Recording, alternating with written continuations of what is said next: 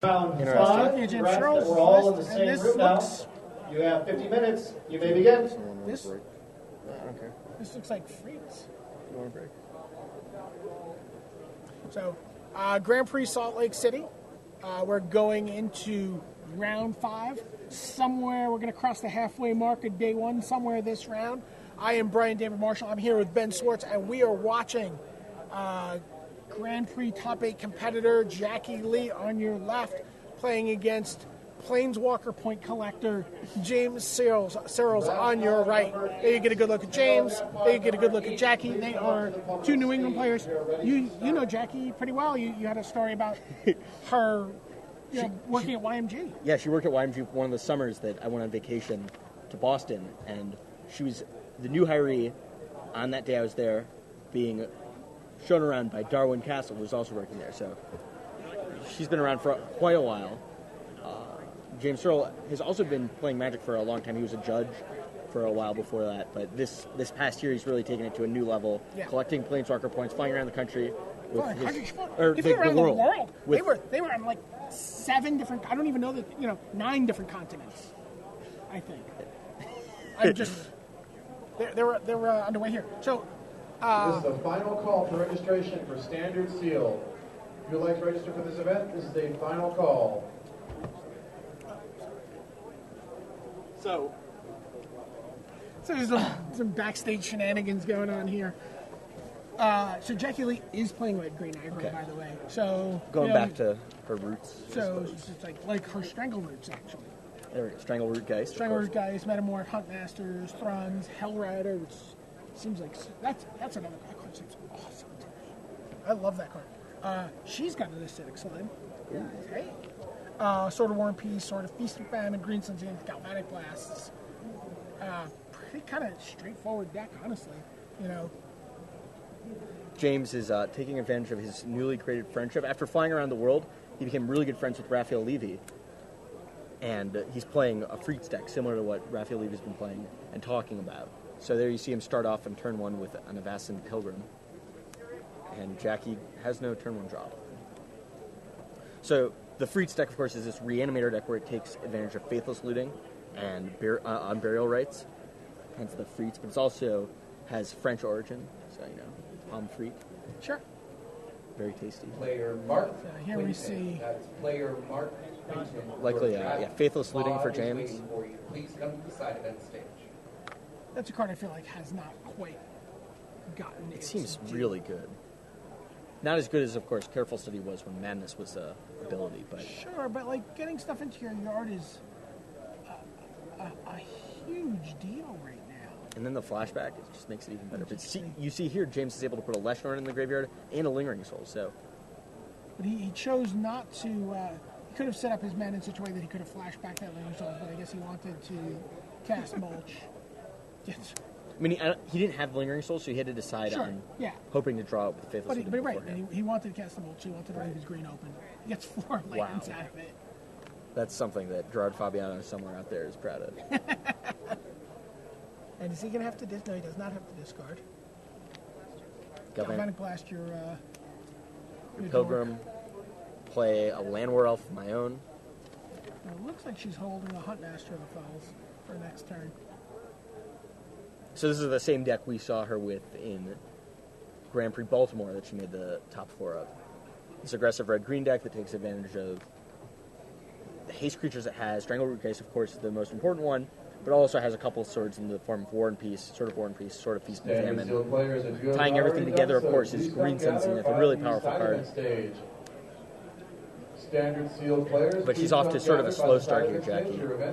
James already has Threshold. Yeah, he's got a filled graveyard, his ability to cast with flashback. He decided not to pursue the Lingering Souls. Just leaving that in the graveyard. Yeah. And he has another Lingering Souls in hand. It's interesting. I mean, at this point, he doesn't have access to white mana, so the one in his hand, he's unable to cast, but is he also holding lands? He should have lands. He picked up 4 of them last turn. Okay, I guess he played the land this turn. He had the Avacyn Pilgrim last turn that died. But yeah, Huntmaster of the Fells comes down for Jackie Lee. Gaining her 2 life and putting a 2/2 wolf token into play. Chooses to use the checklist card, even though she's using sleeves. Just be safe. Yeah. I saw a nice T-shirt this weekend that says, "I would have blocked the wolf." Ugh. Ugh. There's the planes, and our first of the lingering series.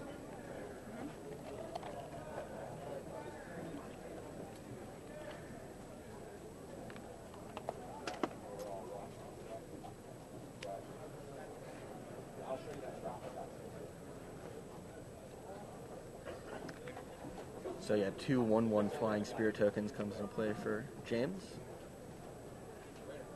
And now Jackie has the ability to play a Sword of War and Peace and equip it to one of her creatures if she so chooses. But it's likely that she's going to cast... Okay. No. Sword of War and Peace. Equip it to my Huntmaster.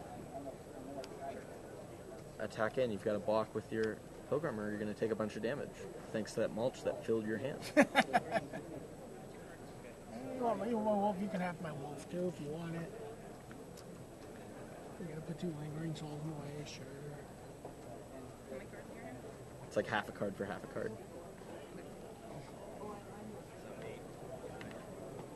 Nope, but James will just take it all. I mean, it doesn't seem right here that he can get rid of that Pilgrim. It's turning out a lot of cards in his hand. Looks like that Unburial Rites he just drew. So he's looking to unburial his Elishnorn here that he put into his graveyard.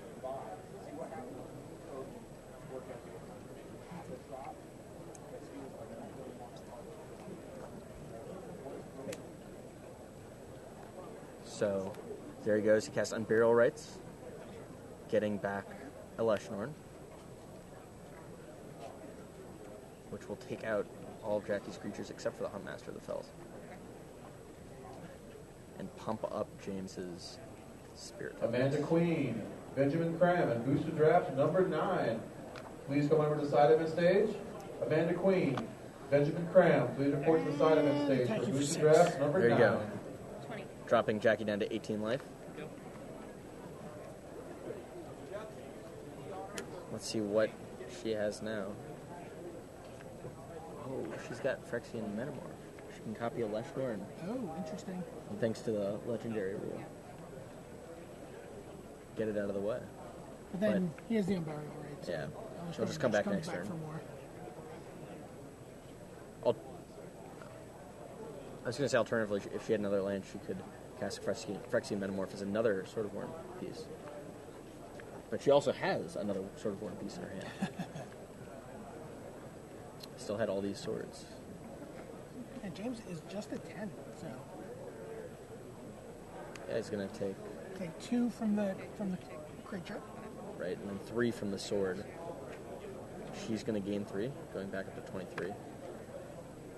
James falls to 5. Threatening lethal damage next turn.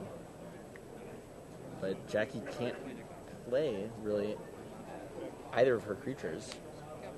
She just plays her sword. Maybe James wants to flashback and Burial Rites on another Avacyn Pilgrim to make sure he's got a blocker.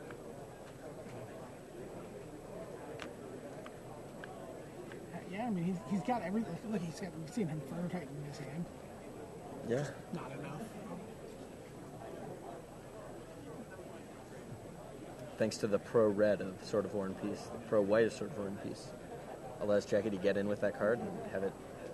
Jackie still has to, deal with the Pilgrim. Yeah, I mean, in every single turn she waits, James is still cracking in for quite a bit of damage. I mean, 6 from the tokens. And he can flashback, make 2 more if he wants. Yep. Make 4 more if he wants. He can really just clock her pretty effectively. ABC, always be clocking. So that's what he'll do. He'll get in with the tokens and a Leshnorn, holding his Pilgrim back up to block. Flashback Faithful Looting. Okay.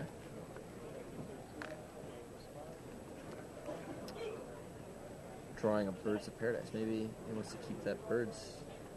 Can't cast it right now, but it's another blocker for Huntmaster of the Fells.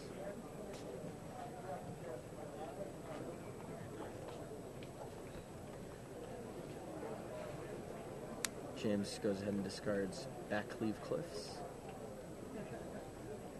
And he's still pondering over his second card. He kind of wants to keep that other Leshnorn in hand. Yeah. So he has Because one. he's got another one in his graveyard, right? Is there? No, he doesn't. But if this one dies, then he can just flash that one back. And Well, he's going to cast Faithless Looting just normally this turn. Trying. looks like a pair of Unburial Rights he drew. Wow. So I'll discard Inferno Titan and Unburial Rights. Pass the turn back. So does Jackie have any way to deal with that? Hell Rider does not do it, I don't think. Galvanic Blast. She plays the Phyrexian Metamorph. If she had a Galvanic Blast, if she drew it, which she didn't.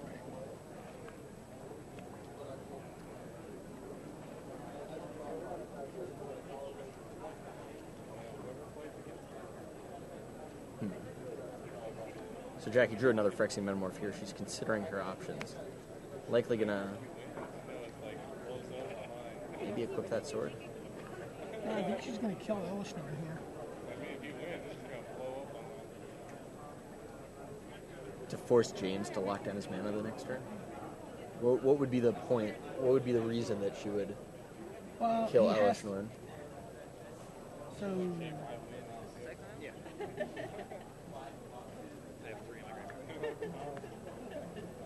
So right now, Huntmaster would actually die to the Pilgrim. The Pilgrim's a 3/3.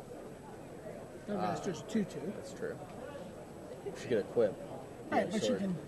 but she can actually just get two birds with one stone here, right? Like she can get rid of Leshnorn. Oh no, she looks like she's gonna. The problem is if she does that, she takes a point of damage or 2 points of damage from the Phyrexian mana, which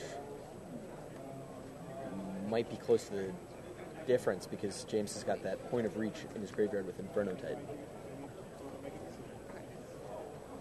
And in the end, she finally decides. Phyrexian Metamorph, take 2, go down to 11. What's she going to copy? Copy Leshnorn. Destroys both of them thanks to the legendary rule. And get him with the Huntmaster of the Fells.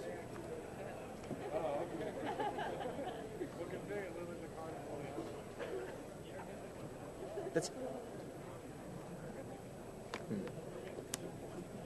Yeah, he can just bring back the Leshnorn. He also has a bird.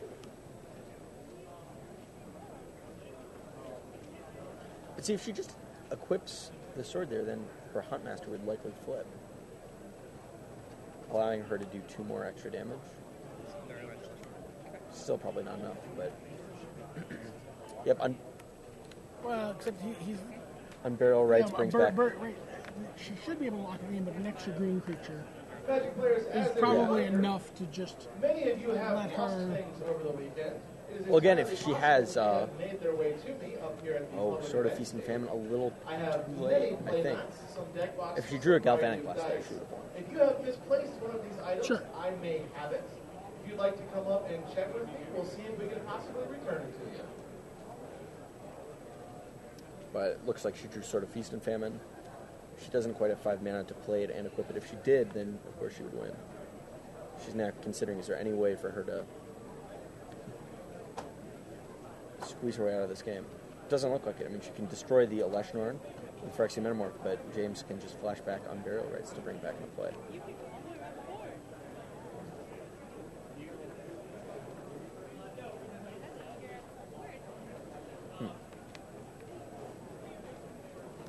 Doesn't feel like there's... Anything she can do here. Phyrexian Metamorph, take 2, go to 3. I mean, now she's definitely dead. James just untaps Unburial Rights on Inferno Titan. Yeah. He's got the white mana to do so. Couldn't untap any faster.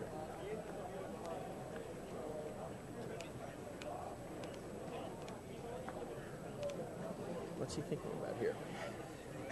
He thinks she has. I mean, he doesn't know what she. I mean, we're looking at her list. Yeah, he doesn't know she doesn't play one surgical exchange. She plays a surgical extraction. Why did he? Oh, he's just gonna reanimate Inferno Titan. Attack you down to 1. Yep, reanimate Inferno Titan with Unburial Rites. Oh, a Vassin Pilgrim? And flashback Lingering Souls. So now if Jackie draws a land. If Jackie draws a land, An untapped land. why would Or he just, Galvanic Blast. Did he just kill her if he flashes back Elish? That's a land, it's an untapped land. Oh, wow. Jackie plays a land, plays Sword of Feast and Famine, equips the Huntmaster. Don't understand. She could have Surgical, but... Wow. Yeah, it's... Still had all these swords. Wow. And Jackie Lee wins the game. That doesn't seem like there was any way she could win that. She just didn't concede. Yeah, I would have conceded 3 turns ago. I guess that's why she's sitting there. She's Grand Prix top 4 competitor. Look at that. Look at that. Stoic. Just, Yeah, control. yeah, whatever. So there you go. Jackie Lee winning the first game here with her red-green aggro deck over James Searles. That was I mean, I guess he's just expecting she has some sort of way to remove the Elish Norn from his graveyard if he targets it with... Like, he just wins if he reanimates Elish Norn. she was at 3 life. He could have just reanimated Inferno Titan. Or either one. Like I'm saying, he can reanimate that before combat and then attack. Yeah. And attack for 6. Maybe I'm missing something, but I don't think so. But there you go. That's why you never concede, people at home. Still a chance for you to win. As the players go to sideboard. Looks like James can sort of sideboard into an aggressive deck also. He's got Strangle Rootgeist and Throne the Last Troll in his deck, his sideboard, along with Sword of War and Peace. But that's one of the things we've seen in the evolution of this format. Freets got really popular after Grand Prix Baltimore, where it made top 8. By the way, remember your play that you suggested where she just doesn't do anything and it like whips with the sword or whatever? Ravager of the Fells has trample. So if she lets it flip, Yeah. Well, I mean, if she lets it flip, James can easily play 2 spells. right. He's got 2 Faithless Livings in his graveyard, Sure. but still it forces him to play 2 spells where maybe he doesn't, and it deals 2 damage or something. But I think that the amount of life she was at wasn't right. But yeah, Freets is an interesting deck. It got really popular after Grand Prix Baltimore, where it made top 8, right? But then a lot of people started jamming surgical extractions in their sideboards and sort of died down. Nihil Spellbound. Game 2, I totally see that line. I can understand that line of play, but like game 1, I mean, do you really think your opponent's gonna have surgical? I mean, am I missing? Is there another card that they would have there? I mean, they're friends, so maybe she talked about playing a card that she ended up not playing at the last minute. They traveled here together, I think. Crazy. For sure. I just felt like, I felt like she was going to come up like a land/turn short of being able to win that game. Yeah. How many people was Grand Prix Melbourne? Just under 700. I think it was like 6 something. Well, the Magic Online Champion Series is also 600-something players today. So we've got 2 over 1,000 person tournaments, 2 over 600 person tournaments. Same weekend of Magic. 2,200, yeah. That's, we got like 3,400 people playing Magic, 3,500 people playing Magic. At No big the deal. highest, at the highest level. Right? Yeah. I mean, some people playing 2 of them, right?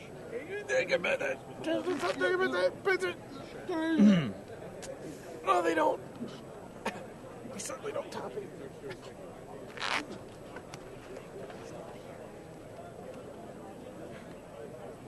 So players are sideboarding for game 2. What do you think she brings in? I saw an old standby card. It's a card that Mana Bars. It's just an oldie but a goodie. We haven't seen a lot of it, have we, in this current standard format? Where decks have been a lot more aggressive and haven't had to tap a ton of mana to do stuff. But I feel like she brought in her Mana Bars there. It seems, it makes sense against a deck that just where it's like, oh, I need to tap 5 mana to reanimate something. I need to tap this mana to flashback my favorite sleeving. Like, it's impossible to not use your mana. This deck relies on it. And if you can put them under some early pressure, Mana Bars is also a card that seems like it could almost seems like it could be, in the deck. Where you just come out early, you put on this low pressure, and you're like, Mana Bars. Okay, you Wrath, take 4. Is that Willie Edel being a good Samaritan and returning a lost deck or lost and found? Or either that, or he's so sick of the deck. He's like, here, take this away from me. Yeah. It's just a learning. It's like you know what's gonna happen, and you're like, oh. Willie Edel, one of the players who's going to be playing in World Magic Cup qualifying tournaments. He's looking to get on the Brazilian team. He used the World Magic Cup as more, compared to events like PTQs, but qualifying for PT, he would much rather play in. Sure. He's, really, really excited, to have a chance to win a slot and play for his country at a team event. What's going to be weird about that event is how it's going to affect. When you think about, just think about Chow Fireball. So Kimmel, Juza, Shuhei, Paulo, right? 4 players who all are going to be captains, potentially, of their country's teams. All on the same team. They're all on the same team, normally work together. Yeah. They can't really for this event, can they? Sure can. Looks like James will take a quick mulligan here. Yeah. And I think Jackie's hand looks like a bunch of some spot removal and a turn 3 Hunt Master. Yeah, she's also going to go ahead and take a mulligan. Doesn't look like she would have gotten there. That's not a hand. I mean, there was no green. There was green. It was 2 root bound cards. They would have had to come into play tap before she could cast Birds of Paradise. Okay. You kind of want to be a little bit more aggressive with her aggro deck. We saw it be a little fast last game. A little fast. That's a little bit also because Jackie was slow out of the gate. Yeah. But she really wants to see from her deck turn 1 Accelerator, if not an Accelerator, turn 2 Strangleroot Geist, and then quickly accelerating into one of her 4 drops and then Sword. So Hunt Master, Thrun, Hell Rider. She was still a land. I guess she has to draw another land to do that. But then you got to look at Player of the Year, Owen Turtle. In 18. Looking over the match. Yeah, left his deck at home. Forgot it before he went to the airport. Oh, really? Was scrambling for cards for his Delver deck. Luckily, somebody helped him out. And there you get a look at James Searles. And behind him is Joshua Layton. Let's see if this 6-card hand's any better. Well, despite an ancient grudge, he ships that right back. And does Jackie keep her hand? It looks like she will. Yeah. So you have a wider range of hands you can keep once your opponent goes down to 5. That's very true. The old rules of mulligans, where you wait for your opponent to do all their mulligans and then you mulligan, was great because you have this super sketchy hand, and then your opponent mulligans to 4. Huh. I'll keep any set. Let's go.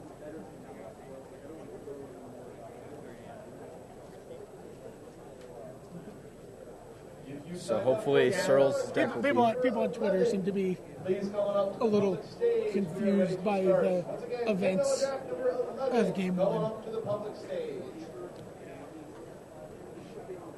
Let's see if James's 5-card hand's any better. He's got 4 lands and a Birds of Paradise. 2 mulligan this? Can you afford to mulligan it? No. He just really needs to find Faithful Fluting into 2 perfect cards. Well, turn 1 accelerant for both players. Birds of Paradise for James and a Land War Elves for Jackie. Ooh, Faithless Looting, a card you Yeah. just said he needed. Yeah. James draws off the top. Into another land and another Faithless Looting. So discard land, Yep. loot again. Draw 2. 2 more All lands. lands, yeah. Discard 2 lands. The next turn he can start looting again.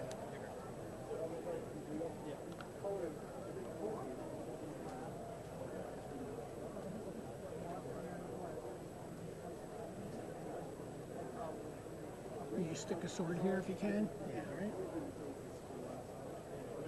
Nope. Don't you just want to... I mean, James' deck doesn't have counter magic. You just want to be aggressive and then play a sword on the turn you need to. Oh, sure. Tap land, play a bird. Set up for a Huntmaster next turn is more important. Yeah.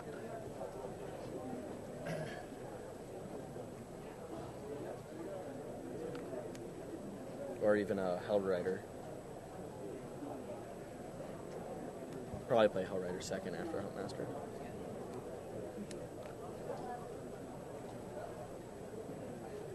So James has gotten a good look at his deck from all those Faithless Lootings. Yeah, I mean, he's gone 6 cards deep over the first 3 turns of the game. To help him out with his mulligan to 5. But, in addition, it's just been all land. How many lands does his deck play? 13, 19, 23. You've seen 8 of them, maybe? 5 or 6. So Jackie here is going to play Huntmaster, it looks like. Yep, Huntmaster of the Fells. She'll gain 2 life, go to 22. Put a 2/2 wolf into play. James really needs something quick. Another land's not going to be what he wants. Flashback Faithless Looting. Inferno Titan. Lingering Souls. Lingering Souls is something he wanted. Sure. But he's going to discard it. Play birds off birds. Plays last land tapped. Pass the turn back to Jackie. Jackie has a Hellrider, so she's able to get in for, what was that, 3, 5, 6, 7, 8, 9, 10? 10 damage? If James doesn't block. Alternatively, she could play 13. Oh, no, yes. Alternatively, she could play with sort Right, of he War gets and this for Peace. 7, 10. Yeah. 4, 5, 6, 7, Yeah, 8, 9, 10. it's 13. Okay, so Hellrider comes into play for Jackie. We'll actually figure out the math of this. That attacks for 4. That attacks for 7, 10, 12. 12. I wasn't counting the 2 mana creatures. So 12. James, I don't think he can win this game. That Hellrider, Rider with the Inferno Titan. he needs it in barrel rights right now for Inferno Titan. And Lingering Souls is what he drew for the turn. So he can play that and flash it back and have some blockers, but he's still going to take 5 damage from Hellrider. Even if he blocks 1 on each creature. That Hellrider just presents unblockable damage. It's huge. And of course, Sword of War and Peace that he doesn't know is in Jackie Lee's hand. It's going to make it so it's unwinnable for him. And on top of all that, he's probably thinking about game 1. No, I'm not even making fun. Like, it's hard to put a game behind you if you feel like maybe you should have won it. Yeah. There's a time and a place to think about your mistakes. And in the middle of the match isn't Sure. necessarily the best time. Or Sure, place. it might not be the best time, but do you always have the ability to control that? No. So yeah, he's going to play Lingering Souls and flashback Lingering Souls.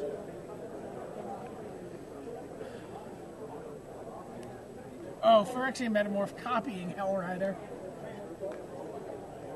Wow. Another Hellrider. She doesn't even need to show him the sword. I guess the sword doesn't necessarily win because of Birds of Paradise, but Yeah. yep. Copy Hellrider. You're dead. And there you go. Jackie Lee wins the match 2-0. You can see Melissa DeTora looking on. to see your two friends. So the red-green aggro deck takes out James Searles' Freaks deck. Do we want to... Yeah, I think we'd love to get a chance to talk to